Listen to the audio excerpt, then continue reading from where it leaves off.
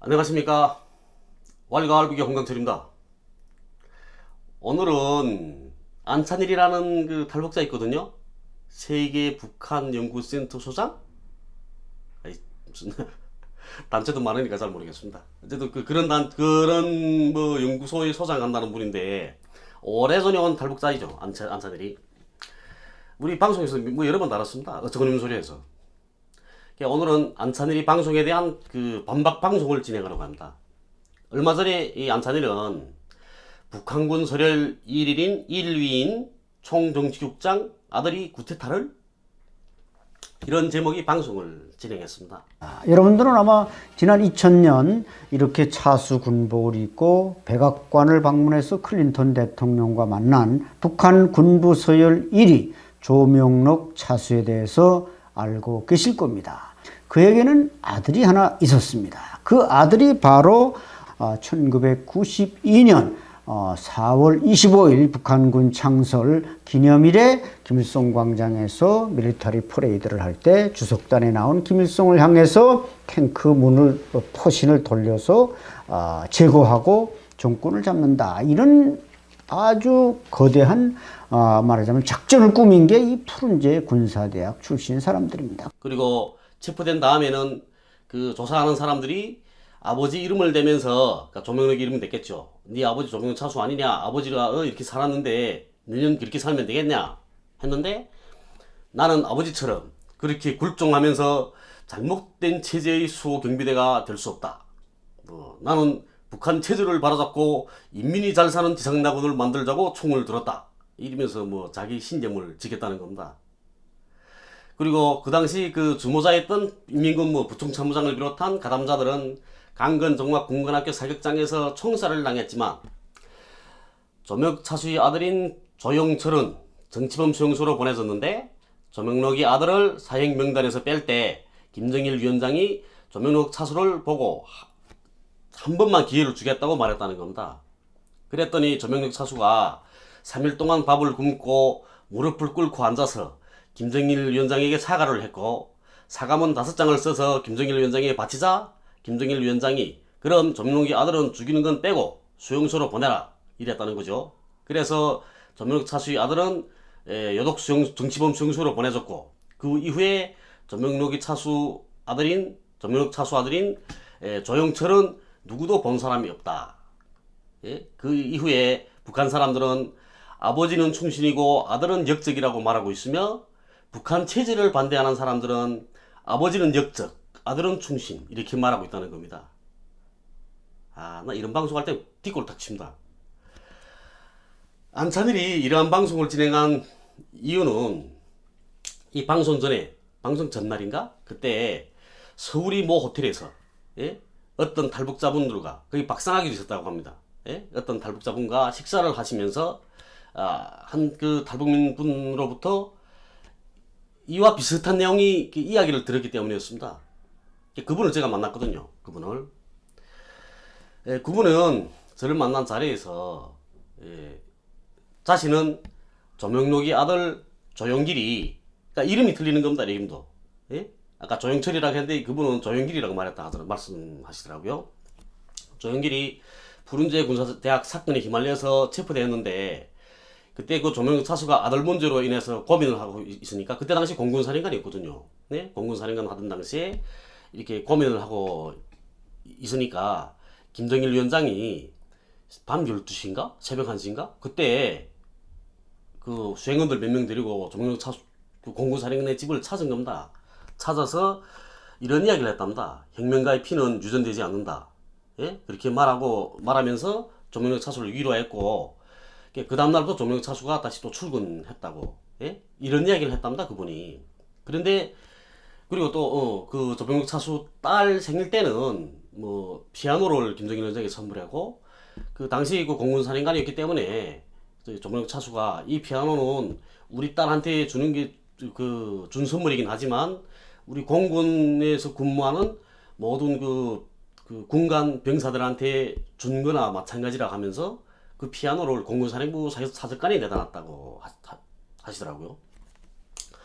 이런 이야기를 했는데 안찬일이 왜 그런 거짓말 이야기를 지어냈는지 모르겠다고 이렇게 말씀하시는 겁니다.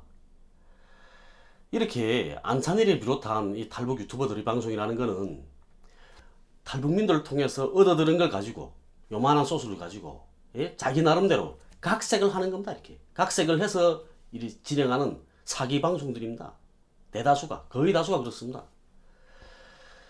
저를 보고 탈북자이면서 왜 탈북자들을 비난하는 방송을 진행하냐? 그것도 북한 인권을 위해서 투쟁하시는 이 탈북자 사회의 이 리더들을 비판하냐? 제법 그럽니다. 근데 저는 비난하냐 이러는 거죠. 근데 저는 비난하는 게 아니고 거짓말을 하지 말라고 비판하는 겁니다. 저는 탈북 유튜버들이 거짓말 하지 않게 되면 제가 이런 방송을 진행할 이유가 없습니다. 그리고 또 이런 방송이 왈가왈부기 방송 방향과도 맞지 않습니다. 또 생각해 봅시다. 우리 어느 나라나 열병식 같은 군사 퍼레이드라고 하죠. 여기서는 열병식 같은 그런 행사에 동원되는 무장 장비들의 실탄을 공급하는 나라는 없습니다. 남한도 같을 겁니다. 예? 북한도 마찬가지입니다. 열병식에 참가하는 모든 이런 전투 기술 기대들에는 실탄을 공급하지 않습니다. 그리고 열병식에 참가하는 모든 전투 기술 기재들은 보위사령부의 직접적인 검열을 받습니다. 그 받아야 됩니다. 또한 모든 부대, 구분대들에서 탄약 보관, 포탄 보관 이런 건 철저한 통제와 관리 속에 있습니다. 아마 남한이 국군도 같을 겁니다. 그거는 때문에 열병식에 참가한 탱크 포신을 돌려서 열병식에 참가한 그 탱크에 포탄을 장전하고 열병식에 참가했다가 그 포신을 주석단으로 돌려서 쏜다는 거는 이건 완전히 유치한 유치원 아이들의 발상입니다. 이게 완전히. 예? 그리고 북에서 푸른제 군사대학 유학생 사건이라는 그런 사건이 있긴 했습니다. 그러나 그 사람들이 구테타 조직으로 조직화되어 있던 건 아니었습니다. 그래서 옛 소련에 유학을 갔던 군인들이 거기서 그 소련 첩보기관이 안겨주는 그 여성들과 그 대표적인 성생활을 했고 또 그런 거로 인해서 그 소련 첩보기관에 그 잡혔으니까 소련에 또 충성을 맹세했던 그런 일이었습니다. 그런데 그걸 이 소련이 망하게 되면서 소련 첩보기관원이 그 자료를 북에 넘긴 거죠. 북의 첩보기관에. 그래서 발생한 일이었습니다. 그게. 그리고 또 뭐 강건 종합군관학교 사격장에서 푸른제 군사대학 유학생 사건 연루자들을 총살했다 하지 않습니까? 그것도 거짓말입니다. 남한에 와서 보니까 강건 종합군관학교 사격장을 완전히 사형 집행 장소로 만들어 버렸더라고요. 근데 그 사람들이 강건 종합군관학교 사격장에도 가보지도 못한 사람들입니다. 전 강건 종합군관학교 졸업생이거든요. 그러니까 졸업생으로서 대단히 불쾌합니다. 그런 이야기 들어보면. 강건 종합군관학교 사격장은 담화산에 있습니다. 담화산은 임진왜란 시기에 그 승병의병장이셨죠. 사명대사님, 사명대사님이 거처하던 곳이기도 합니다. 지금도 사명대사님이 거처하시던 그 절이 그대로 보존되어 있습니다. 또 그곳은 인민군이 미래를 떠맡고 나갈 초급 지휘성원들 키우는 곳이기도 합니다. 그런 곳에서 사형 집행했다고요? 우리 남한의 실리 들어봅시다. 우리 남한 같으면 육군사관학교 훈련장에서 사형을 집행하겠습니까? 그리고 육군사관학교 그런 사형이 집행된 육군사관학교 훈련장에서 육사 생도를 교육시키겠습니까? 상식적으로 납득이 되는 그런 말들을 좀 했으면 좋겠습니다. 나는. 그리고 전번에도 말씀드린 적 있지만 요독 정치범 수용소라는 것은 만들어낸 허상입니다. 강철환이 요독 정치범 수용소 출신으로 알려져 있죠. 강철환이는 수용소의 노래라는 그런 수기도 썼고 정치범 수용소 출신 탈북자라는 이런 타이틀로 미국의 부시 대통령도 만났습니다. 강철환이 쓴 책을 제가 읽었습니다. 수기라는 걸. 그 책을 보게 되면 강철환이 정치범 수용소 생활이라는 건 거짓말입니다. 왜냐고요? 우선 요독 정치범 수용소라는 건 구글 지도에 있어서 찾아볼 수 있습니다. 구글 지도에 요독 정치범 수용소 치기 나옵니다. 딱. 근데 그 구글 지도를 보게 되면 요독 정치범 수용소 한가운데로 이렇게 국도가 지나갔습니다. 국도가. 이게 무슨 말이냐면 우리 저 서울구치소 한복판으로 국도가 지나갔다는 겁니다. 그리고 거기에는 수용시설로 볼 만한 그런 건물들이 없습니다. 다 살림집들입니다. 살림집들. 그리고 좀 큰 건물들은 보게 되면 이런 그 짐승 기르는 데 있지 않습니까? 짐승 기르는 그런 축사 같은 그런 건물들이더라고요. 그리고 또 강철 안에는 그 자기가 쓴 그 수기에서 이런 내용이 글을 썼습니다. 요독 정치범 수용소에 구금되어 있던 어느 날 아버지가 공민증을 가지고 나오라고 해서 그 아버지가 공민증을 가지고 나갔다는 거죠. 나갔는데 나갔다 오더니 어머니와 이혼을 했다면서 공민증을 보여주었다. 이런 내용이 있습니다. 북한 공민증에는 결혼, 이혼 등록란이 있거든요. 예? 지금은 공민증이 한 장이지만 카드처럼 그 당시는 예전에는 여러 장이었습니다. 여러 장이었고 결혼 등록란도 결혼 이혼 등록란도 이게 한 11개인가 됐거든요. 칸이. 그래서 그것도 그 꼴뚝 채우는 사람들도 있죠 또. 그래서 그 꼴뚝 채워서 좀 공민증 교부하는 사람도 있었습니다. 그런 사람들 보고 놀리죠. 놀려주곤 했습니다. 그런데 이렇게 공민증을 가지고 있었다는 거 아닙니까?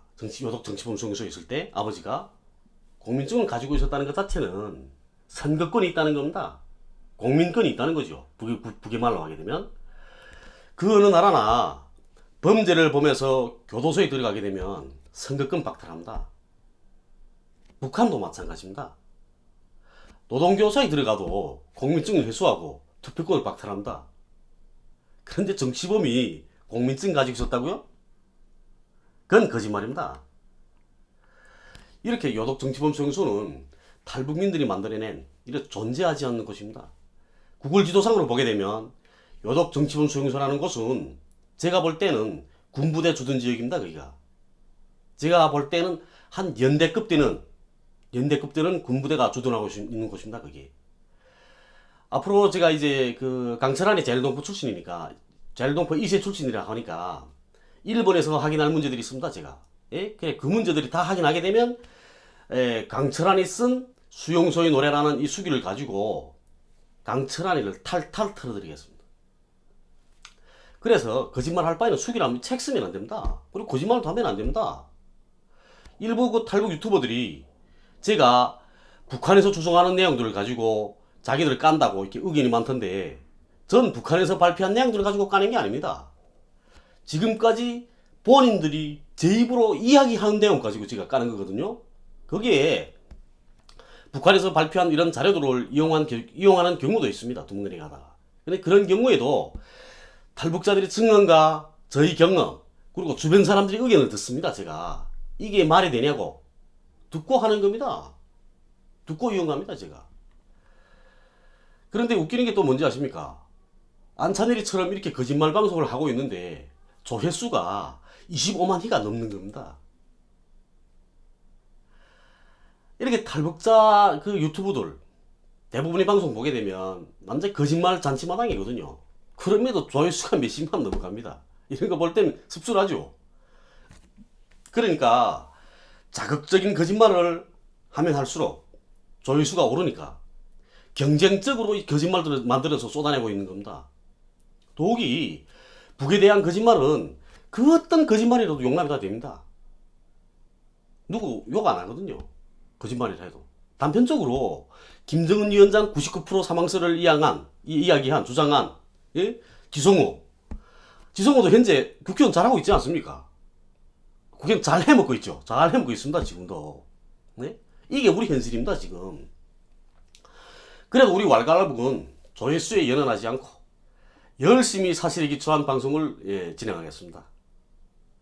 오늘 방송도 여러분들이 북한 바로 알기에 많은 도움이 되었으면 좋겠습니다.